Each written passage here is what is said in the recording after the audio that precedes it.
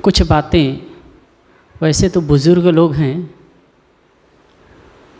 इसलिए कोरा अध्यात्म ही होना चाहिए, लेकिन व्यवहारिक सामाजिक क्षेत्र की बात करते हैं। 3 चीज़ के बारे में हम चर्चा करेंगे, समाज, धर्म और अध्यात्म। तो बड़ा लंबा विषय है, लेकिन थोड़ा मैं करने की चेष्टा करूं। समाज, धर्म और अध्यात्म। आप लोगों से देख करके लग रहा है कि आप लोग शिक्षित हैं, बुजुर्ग हैं, समझदार हैं। समाज की सबको आवश्यकता है। समाज के बिना मनुष्य नहीं रह पाएगा। अरस्तु ने, महान दार्शनिक अरस्तु ने कहा है कि न तो मनुष्य पशु है और न देवता, इसलिए समाज की आवश्यकता है। चाहे डायरेक्ट लोगों से हमको लाभ न मिलता हो, तब भी लोगों की आवश्यकता हमारे जीवन में होती है। समाज की आवश्यकता होती है। एक आप कल्पना करिए, एक जगह आपको रख दिया जाए, सब कुछ आपके लिए सुविधा की साधन है, खाने पीने जीने भर की सभी वस्तुएं आपको दे दी जाए और 50 किलोमीटर के रेंज में कोई न रहे, आप जी पाएंगे? जीना मुश्किल हो जाएगा। तो समाज की आवश्यकता है। मनुष्य सामाजिक प्राणी है। समाज के बिना जीवन नहीं चल सकता। किसी मनुष्य का बच्चा जन्म ले और उसे अलग कर दिया जाए तो या तो वो जी नहीं पाएगा, और जिएगा तो पशु की तरह जिएगा। हमारा जो भी विकास हुआ है, चाहे हम अर्थ क्षेत्र में विकास किए, चिकित्सा क्षेत्र में विकास किए, धर्म के क्षेत्र में विकास किए, संस्कृति के क्षेत्र में विकास किए, वह समाज के द्वारा ही संभव हो सका है। समाज में रहकर ही हम लोग ये विकास किए, किसी भी क्षेत्र में।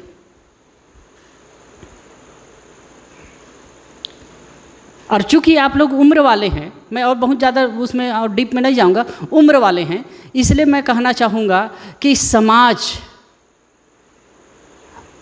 हम जब जन्म लेते हैं ना, जन्म लिए, किसी ने बहुत बढ़िया कहा है, जन्म दिया किसी दूसरे ने, नाम दिया किसी दूसरे ने, शिक्षा दी दूसरे ने। जीवन के संबंध में कुछ बातें सीखते हैं हम दूसरों से। यहाँ तक मर जाएंगे तो दूसरे ही अर्थी उठा करके ले जाने वाले हैं। तो हमें समाज के लिए कुछ करना चाहिए। एक बार एक दार्शनिक से चर्चा होने लगी, तो बात आई कि जैसे कि हमारी भारतीय परंपरा में 4 आश्रम व्यवस्था है, ब्रह्मचर्य, गृहस्थ, वानप्रस्थ और संन्यास। मनुष्य जीवन को 100 वर्ष का मान करके, 100 वर्ष की आयुष मान करके 4 भागों में बांटा गया। 25-25 वर्ष, 25 वर्ष तक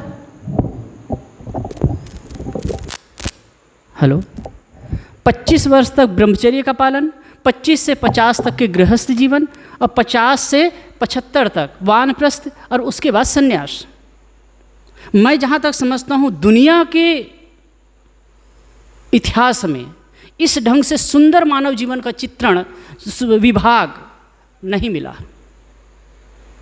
कितना कौन फॉलो करता है ये अलग वस्तु है, लेकिन जो वैज्ञानिक विश्लेषण जीवन का किया गया और इसी जीवन में सांसारिक सुख को भोगते हुए, संसार में उन्नति करते हुए और अपने को ऊपर उठाने की बात, उस आत्म शांति, मोक्ष और कल्याण को प्राप्त करने की बात इतने सुंदर ढंग से है। ऐसा नहीं है कि कोई घर बार छोड़ करके साधु हो गया या भेष बदल लिया, जंगल में चला गया, पहाड़ों में चला गया तो ही वो शांति का हकदार है। ऐसा कुछ नहीं है।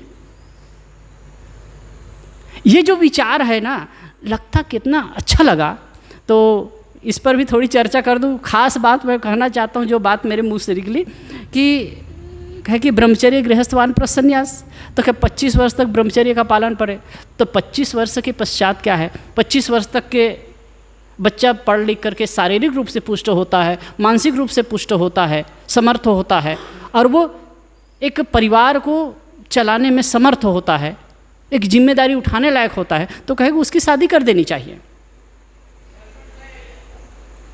अगर गृहस्थ जीवन जीना चाहता है तो उस गृहस्थ जीवन अपना ले, उसके बाद 50 वर्ष तक गृहस्थ जीवन में रहे और 50 के बाद उपरत हो। मनोविज्ञान भी कहता है, मनोविज्ञान भी कहता है, क्योंकि हमारे शरीर के का परिवर्तन 7-7 वर्ष में होते हैं। शरीर के सारे परमाणु 7 वर्ष में बदल जाते हैं। 70 वर्ष का आदमी है, वो 10 बार उसका शरीर बदल चुका है। तो ये शारीरिक परिवर्तन ही नहीं, मानसिक परिवर्तन भी होता है। 7-7 वर्ष में मानसिक परिवर्तन भी होता है। 7 वर्ष का बच्चा है तो उसमें कई गुण रहते हैं, 7 वर्ष के बाद अहंकार बढ़ता है। 14 का होता है फिर वासना बढ़ने लगती है, काम की भावना आने लगती है। 21 तक और बढ़ता है, 28 तक जोरों पर रहता है, उसके बाद नॉर्मल होता है। अगर सामान्य जीवन बच्चा जी रहा है, यदि मनुष्य सामान्य जीवन जी रहा है तो वो रहेगा। उसके बाद 28 से 35 तक स्लो हो जाएगा, 35 से 42 तक और सामान्य होगा, और 42 से 49 तक 50 के आते आते नॉर्मल हो जाएगा। तो कहें कि इस संसार में संसार का सुख देखते हुए अपने आप को आत्मिक उत्थान की ओर ले चले। तो वानप्रस्थी बात, वानप्रस्थ का मतलब क्या है? वानप्रस्थ जंगल की राह लेना पहले के लोग करते भी थे, लेकिन मैं जहाँ तक अपने ढंग से समझा, वो दार्शनिक से चर्चा हुई, वानप्रस्थी होने का मतलब जैसे वन में वृक्ष होते हैं, वृक्ष फलते हैं, अपने लिए नहीं फलते, दूसरों के लिए परोपकारी होते हैं। ऐसे ही एक उम्र के पश्चात 50 की उम्र हो गई, उसके पश्चात आदमी को केवल संकीर्ण दायरे में नहीं रहना चाहिए, अपने परिवार कुटुंब से ऊपर उठ करके समाज के लिए काम करना चाहिए जितना हो सके। और इससे क्या होगा कि अपना जो मोह है ना, मोह का धागा वो टूटेगा और आपका जो मन है विकसित होगा, आपका दायरा बढ़ेगा, आपकी सोच बढ़ेगी। तो ये जरूरी है। और अब ऐसे करने से आपकी एबिलिटी, आपकी योग्यता, आपकी क्षमता बढ़ते जाएगी और आध्यात्मिक विकास की ओर आप आगे बढ़ सकेंगे। चाहे हम अच्छा करें चाहे बुरा करें, निश्चित समय के पश्चात हमको जाना है। किसी संत ने बहुत बढ़िया कहा है, आँख खुली तो सपना गया, आँख ढपी तो अपना गया, 2 दिन का मेहमान है, सांस रुकी तो दफना गया। कितनी सच्चाई है, कितना निर्दय सत्य है। जिस चीज़ को हम अपना मानते हैं ना, जो घर परिवार पत्नी बच्चे बैंक बैलेंस घर सब कुछ जो मानते हैं, एक दिन आँख बंद होती है ना, सदा सदा के लिए सब कुछ समाप्त। ना तो याद रहेगा और ना उस चीज़ को कुछ आप जान पाएंगे, अपने लिए कुछ यूज कर पाएंगे, सदा के लिए समाप्त हो जाएगा। कितना अजूबा है। आदमी पूरा घर परिवार बसाता है, धन संपत्ति इकट्ठा करता है, एक समय ऐसा आता है सब कुछ को छोड़ करके जाना होता है। अगर उसी घर में आप और पुनः आ जाएं, एक कल्पना करें, एक कल्पना का मैं एक जगह पढ़ा भी हूँ कि एक व्यक्ति था, तीर्थ यात्रा के लिए गया। आप लोग पुराने लोग हैं, बहुत लोग जानते होंगे, पहले तीर्थ यात्रा के लिए जाते थे तो गाड़ी मोटर की इतनी साधन नहीं थे, तो पैदल ही जाते थे, तो महीनों लग जाता था जाने में और आने में, महीनों लग जाता था। तो वहाँ वो गया और वो भटक गया, नहीं आ पाया, और वहीं किसी प्रकार से कहीं रह करके व्यवस्था करने लगा, रहने लगा। अब वहाँ से आया 50 साल बाद,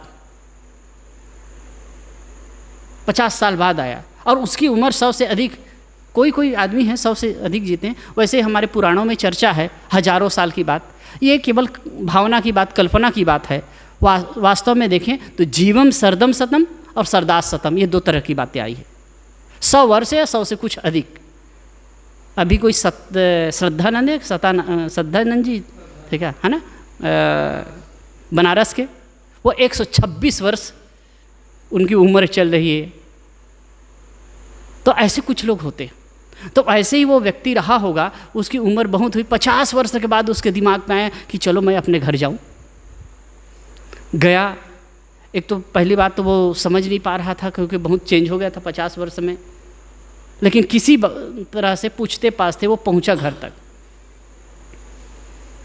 शाम का समय हो चुका था, दरवाजे को खटखटाया, लोग खोले तो कहे, अब फिर खोले, उसके बाद फिर वो जाने लगे। तो कहे बाबा ठहरो, क्यों, कहाँ जा रहे हो आप, बिना पूछे। तो कहा भाई ये मेरा घर है। तो कहे घर है, कौन हो आप, तो अपना नाम बताए। अरे वो तो कब के बाहर गया, मर चुके हैं, आप कोई बहरूपिया तो नहीं हो। तो कहे नहीं भाई मैं वही हूँ, अब इतने साल तक के वहाँ रहा हूँ। कह के कैसे विश्वास करें हम आपका, कैसे विश्वास करें आपका। बहुत कोशिश करने के बाद, बहुत प्रयास करने के बाद भी उसे अंदर जाने नहीं दिया गया। उनका ही सब कुछ, लेकिन बाहर कर दिया गया। ये सच्चाई है साहब, कितना सत्य लगता है वास्तव में। और इसी में संसार में रहते ही है। इसीलिए कहा संस्कृति इति संसार, जो सरकता रहे वो संसार है। जैसे पानी की धारा में हम 2 बार पैर नहीं रख सकते, एक बार पैर रखते हैं और पानी की धारा बह जाती है, ठीक ऐसे ही यह संसार है, निरंतर बदल रहा है, निरंतर सरक रहा है, सरक रहा है, सरक रहा है। और इसमें हम मोह करते हैं। तो जो समाज के लिए जो अवधारणा है और बात है, मैं कह रहा था ना कि जीवन को विभाग किया गया, तो कुछ समय तक कि आप संसार को देखिए, संसार का सुख भोगिए, संसार में अपना समय दीजिए, उसके बाद ऊपर उठ करके समाज के लिए कुछ करिए। समाज ने हमको कुछ दिया ना, कुछ उनके लिए। अभी एक वाक्य जो पढ़ रहा था बड़ा अच्छा लगा, मनुष्य को अपने को मनुष्य बनाने का प्रयत्न करो, यदि इसमें सफल हो गए तो हर काम में सफलता मिलेगी। विचार करें, क्या हम मनुष्य हैं? क्यों ऐसा कहा गया? अपने को मनुष्य बनाने का, मनुष्य तो हैं ही भाई, फिर बनाना क्या? तो कहीं कुछ तो गड़बड़ है, कहीं कुछ गड़बड़ है। वास्तव में हम सही अर्थ में मनुष्य हो भी नहीं पाते।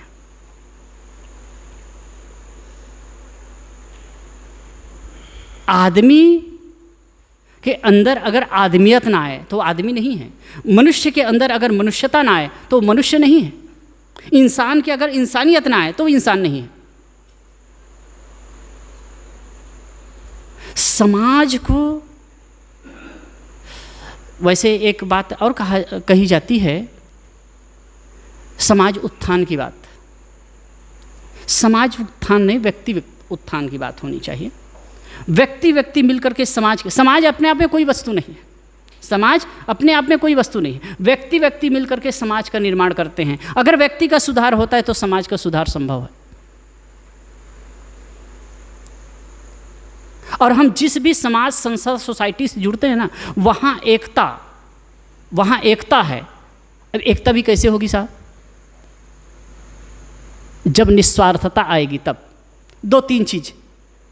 एक तो आप लोग बढ़िया वो सुने होंगे, मुखिया मुख सो चाहिए, खान पान सो, पाले पोसे सकल अंग तुलसी सहित विवेक। तुलसीदास जी महाराज कहते हैं मुखिया मुख सो चाहिए। कोई समाज का मुखिया है ना, आगेवान है ना, उनको मुख के समान होना चाहिए। मुख तपस्वी होता है, चाहे कितनी ठंडी हो, आदमी मुख खोला करके रखता है आदमी। और मुख खाता भी है तो अपने लिए नहीं, पूरे शरीर के लिए खाता है। ऐसे ही जो तपस्वी है, जो निस्वार्थी है, वो समाज का आगेवान हो सकता है। और यही ध्येय रख करके समाज के लिए काम भी करना चाहिए।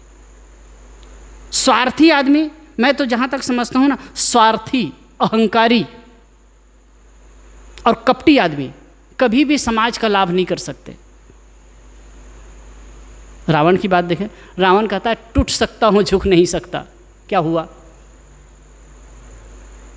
क्या हुआ?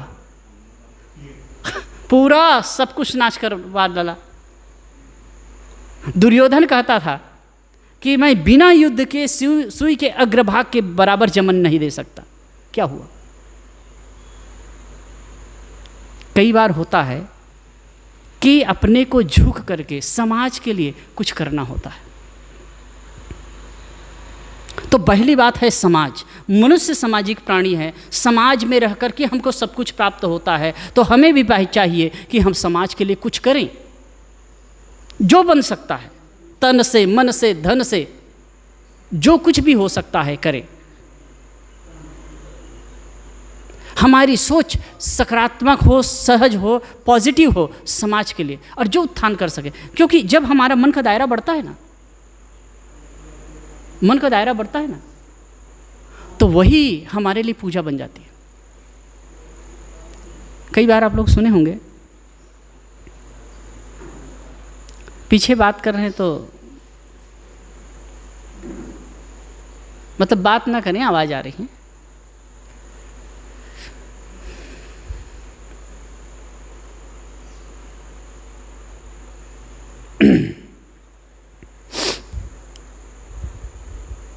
देखो मेरा तार भी टूट गया उसमें। समाज के लिए मैं कुछ बातें खोल रहा था। खैर, समाज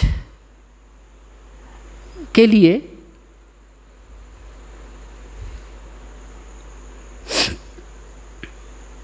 हमारी सोच अच्छी हो।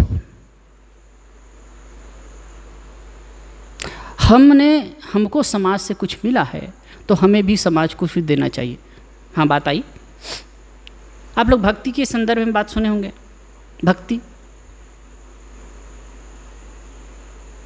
भक्ति की जो अभी हम लोग चर्चा सुन रहे थे, भक्ति है, श्रद्धा है। हम इष्ट के प्रति जो अनुराग करते हैं वो श्रद्धा है, वो भक्ति है। जो भी मानते हैं, राम को मानते हैं, कृष्ण को मानते हैं, बुद्ध को मानते हैं, महावीर को मानते हैं, किसी को भी मानते हैं, उसके प्रति आपका समर्पण भाव है, उसे भक्ति कहते हैं। लेकिन यही समर्पण भाव, मैं तो इसको और थोड़ा डिवाइड करके कहता हूँ, मन का समर्पण जब इष्ट के प्रति होता है तो उसे भक्ति कहते हैं, और यही मन का समर्पण जब बराबर वालों के प्रति होता है तो उसे प्रेम कहते हैं। यही मन का समर्पण जब छोटों के प्रति होता है तो स्नेह कहते हैं, और यही मन का समर्पण जब दीन दुखी के प्रति होता है तो उसे करुणा कहते हैं। मन का समर्पण जब इष्ट के प्रति होता है तो उसे हम श्रद्धा या भक्ति कहते हैं।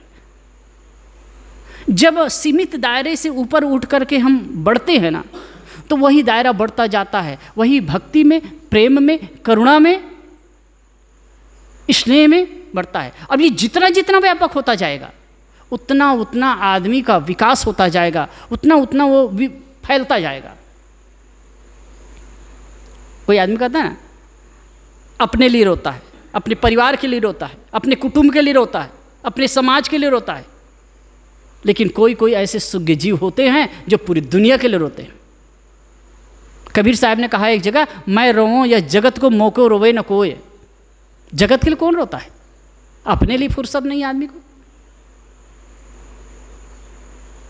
तो पहली बात, इस पर मैं ज़्यादा और नहीं कहूँगा, समाज, मनुष्य सामाजिक प्राणी है, समाज में रह कर के ही उसका उत्थान हो सकता है। इसलिए चाहिए मनुष्य को कि समाज के लिए कुछ करे।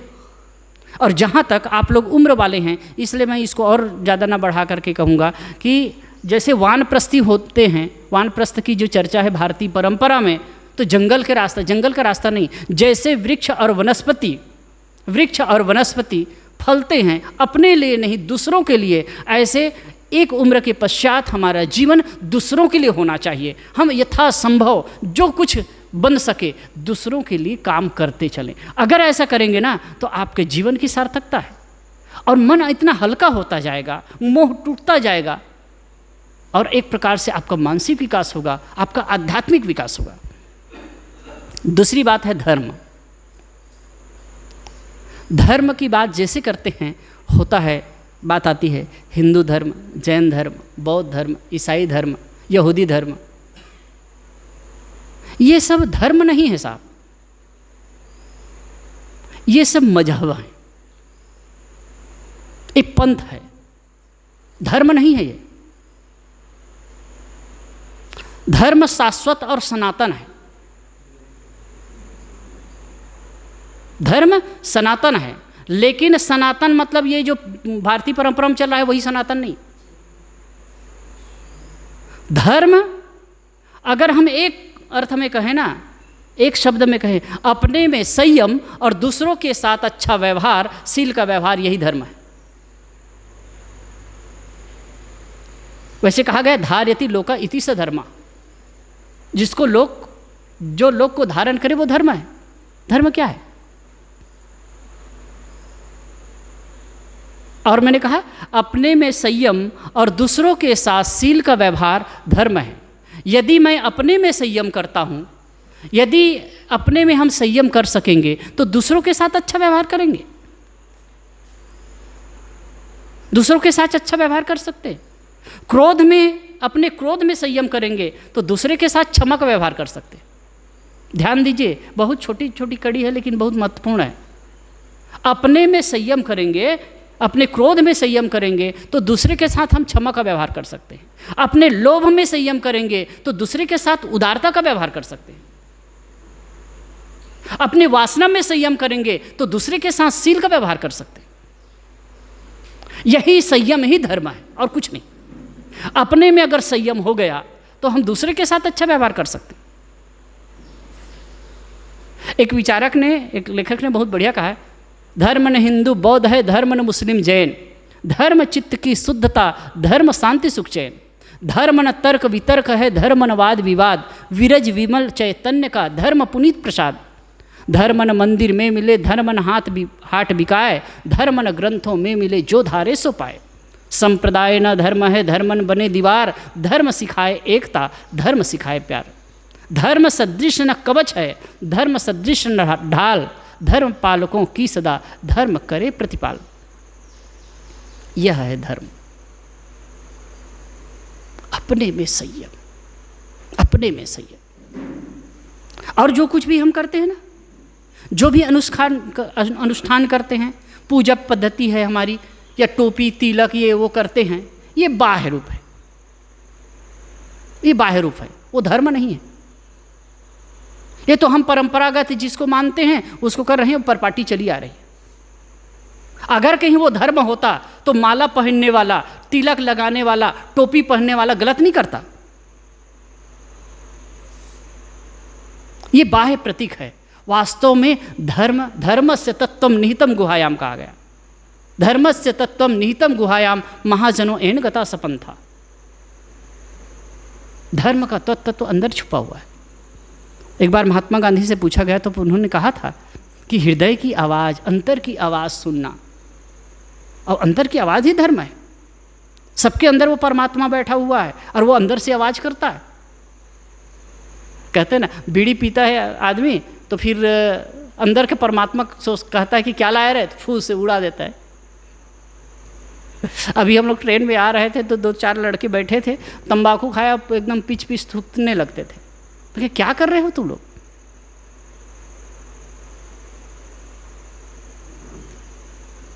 अपने में आदमी अच्छा हो जाए, यही धर्म है, यही धर्म की पुकार है साहब।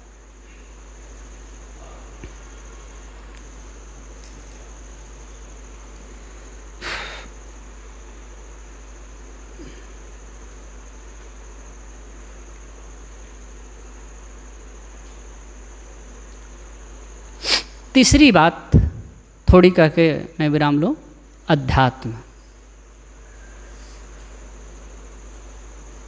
जीवन का फल क्या होना चाहिए?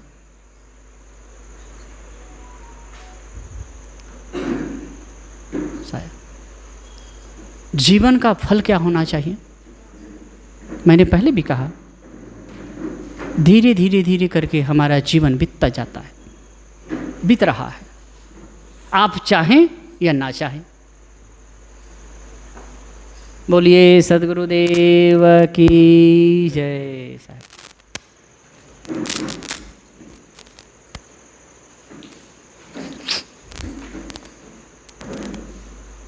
आप हम चाहें या ना चाहें, जीवन तो बीतेगा। जीवन बीत रहा है, बदल रहा है, धीरे धीरे खिसक रहा है और हम मृत्यु की ओर जा रहे हैं। सुबह होती है, शाम होती है, जिंदगी यूं ही तमाम होती है। आज का दिन कईक में अस्थिर ना ही शरीर, कहीं कभी कस राखी हो काचे बासन नीर। कबीर साहब आपकी भाषा में सहज सरल ढंग से कहते हैं। आज काल दिन कईक में, आज काल और कुछ दिन में, अस्थिर ना ही शरीर, ये शरीर अस्थिर रहने वाला नहीं है। कहाँ कबीर कस राखियो, कबीर साहब कहते हैं कैसे रखोगे, कच्चे घड़े में पानी को कैसे रखोगे। ये कच्चा घड़ा है। अब देखते हैं धीरे धीरे करके, धीरे धीरे का अचानक छोटे बच्चे मर जाते हैं, माँ के गर्भ से बच्चा मर जाता है। लेकिन दुर्भाग्य यह है कि हम लोग जैसे कि मान लीजिए 40 के होंगे, 45 या 50 के हो गए, नहीं लगता है कि हम मर जाएंगे। हमको लगता है 60-70 जिएंगे। 60-70 आदमी को भी नहीं लगता है, 60-70 वालों को भी नहीं लगता है। वो लोग कहते हैं कि 80-90 जीते हैं, और 80-90 वालों को लगता है 100 से जीते हैं, और 100 वालों को भी लगेगा कि भाई और ज़्यादा जीते हैं। लेकिन कुछ भी करो, ऐसे करके तो समय तो निकलने वाला है। कहते हैं संत जन, गुरुजन कहते हैं, इसी बीच में आप अपने जीवन की असलियत को समझ लीजिए, मन की शांति का काम करिए। कभी कभी मैं देखता हूँ, मैं कई बार चर्चा करता हूँ, कई संत होते हैं अपने सब कुछ को छोड़कर निकल जाते हैं सहज। एक संत की बात में कभी कभी, अभी कुछ दिन पहले मुलाकात हुई, कई जगह मैं चर्चा भी किया, बड़े अच्छे, बड़े निर्मल दिगंबर संत थे। कृष्ण जन्मभूमि में जाना हुआ, वहीं वो मिले थे। तो हमारे साथ एक संत और थे, तो हम वो संत थे, जो भी संत लोग रहते उसको कुछ भेंट बंदगी देते थे, पूजा देते थे, पैसा देते थे। तो ऐसे कुछ लोगों के पास में गए और एक आश्रम में गए, तो महंत को भी भेंट किए, और उसके बाद वो संत थे तो उनके पास गए, तो कहे नहीं महाराज वो कुछ नहीं लेते, एकदम अद्भुत, माने परमहंस, एकदम निर्द्वंद, बच्चे सरीखे। उनके बात करके भी लगा वाह क्या बात है, कुछ तो होगा, एक मौज उसकी ज़िंदगी में, कुछ नहीं उसके पास, नंगा खाली है, लेकिन फिर भी मन की मस्ती है, मन का मौज है। ये भी बात है, सबको ऐसे होने की आवश्यकता नहीं है। घर संसार परिवार में रहते हुए सत्य को समझने का प्रयास करना चाहिए। जितना हमारा मन शांत होता जाएगा, जितना हमारा मोह टूटता जाएगा, उतना उतना हम शांति के हकदार होते जाएंगे। एक बात कहते हैं, जैसे कि नारियल होता है ना, नारियल तो आप लोग सब जानते हैं, कच्चा नारियल है। कच्चा नारियल को हम तोड़ते हैं तो उसमें से गरी निकालने के लिए क्या करना पड़ता है, हाँ कोचना पड़ता है, बड़ा मुश्किल से वो निकलता है। अब वही पका नारियल हो तो घर से निकल जाता है। तो कहेंगे जीवन के रहते रहते अपने आप को पके नारियल की तरह बना लीजिए। शरीर को तो प्रकृति पकाती है, मन को हमें पकाना है, ऐसे पकाना है पके नारियल की तरह। जब इस संसार को छोड़ करके जाना हो ना, तो दुख ना हो, पीड़ा ना हो। मृत्यु से पीड़ा नहीं होती साहब, ये मोह जो पकड़ है ना, उससे पीड़ा होती है। और जो जीवन रहते रहते इस मोह के आवरण को जो तोड़ देता है, मोह की चिपकाहट को जो तोड़ देता है, वो सुख से जीता है और सुख से मरता भी है। तो कुछ बातें मैंने आप लोगों के बीच कही, समाज धर्म और अध्यात्म को लेकर के। पूज्य साहिब जी विराजमान हैं। मैं अपनी बात और न बढ़ाते हुए अपनी बात को यही विराम देता हूँ। बोलिए सद्गुरुदेव की।